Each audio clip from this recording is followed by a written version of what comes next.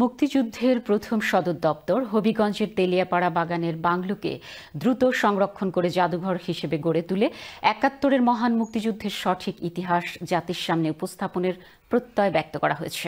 মাধবপুর উপজেলা নির্বাহী কর্মকর্তা কার্যালয়ে আয়োজিত সভায় এই প্রত্যয় ব্যক্ত করা হয়। শামীম হোসেনের ক্যামেরায় বিস্তারিত জানাচ্ছেন মঈনুদ্দিন মঞ্জু।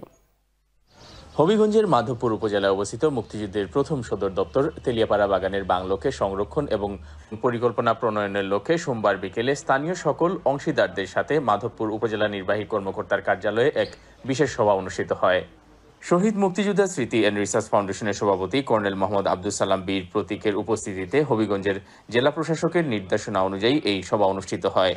সভায় উপস্থিত সকলে তেলিয়াপাড়া বাগানের বাংলোকে দ্রুত সংরক্ষণের ব্যাপারে মতামত ব্যক্ত করেন।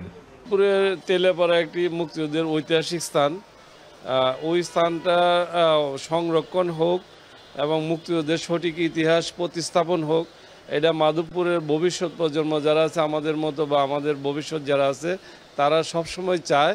আমরা এই চাওয়াটা শুধু আজকের নয়, আমরা দীর্ঘদিন ধরে দাবি করে আসছি। অনেক স্মৃতি, মুক্তিযুদ্ধের স্মৃতি বিজড়িত প্রথম স্পট 11টা সেক্টর ভাগ হয়েছিল।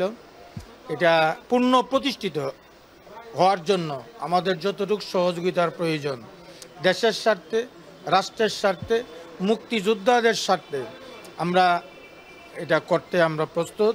কথাবার্তা অনেক বলেছেন, তারপরে আমরা একটা পজিটিভ সিদ্ধান্ত নিলাম সবাই বসে। তা আমি একজন মুক্তিযোদ্ধা হিসেবে আমি গর্বিত যাতে এখানে স্মৃতি স্তম্ভ অর্থাৎ জাদুঘর এবং একটা উড়ন্ত ব্রিজ এখানে স্থাপন হয়। সভার শুরুতেই বীর মুক্তিযোদ্ধা কর্নেল মোহাম্মদ আব্দুল সালাম বীর প্রতীক ডাকবাংলোর ঐতিহাসিক প্রেক্ষাপট তুলে ধরে বলেন, 1971 সালের 4 এপ্রিল এখানে সভা করে সশস্ত্র বাহিনী পাকিস্তান সেনাবাহিনীর বিরুদ্ধে যুদ্ধ শুরু করার সিদ্ধান্ত গ্রহণ করে। এখান থেকে বিভিন্ন সেক্টর গঠন এবং সেক্টর কমান্ডার নিয়োগ করা হয়। আজকে আমরা যে এখানে আলোচনা সবাই নিয়ে এখানে লোকাল চেয়ারম্যান, ইউএনও সাহেব, এই বাগানের ম্যানেজার এবং এইখানে যারা মুক্তিযোদ্ধা এবং সাংবাদিক সবাই মিলে আমরা একমত হয়েছি যে এইটা করা আমাদের প্রয়োজন।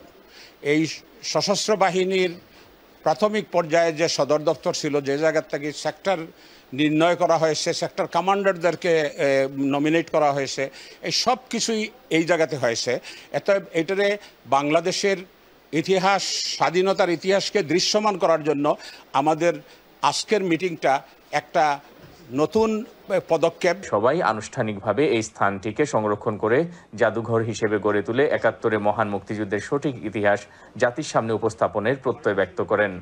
মাধবপুর উপজেলা নির্বাহী কর্মকর্তা মোহাম্মদ জাহিদ বিন কাশেমের সভাপতিত্বে অনুষ্ঠিত সভায় আরও উপস্থিত ছিলেন বীর মুক্তিযোদ্ধা মোহাম্মদ কাসন আলী, ক্যাপ্টেন ইমাম হোসেন, বিশিষ্ট ব্যবসায়ী জাভেদ তালহা, মাধবপুর থানার ওসি মোহাম্মদ কবির হোসেন, শাহজাহানপুর ইউনিয়নের চেয়ারম্যান মোহাম্মদ পারভেজ চৌধুরী, মাধবপুর প্রেস ক্লাবের সাবেক সভাপতি আলাউদ্দিন আল রনি সহ সংশ্লিষ্টরা।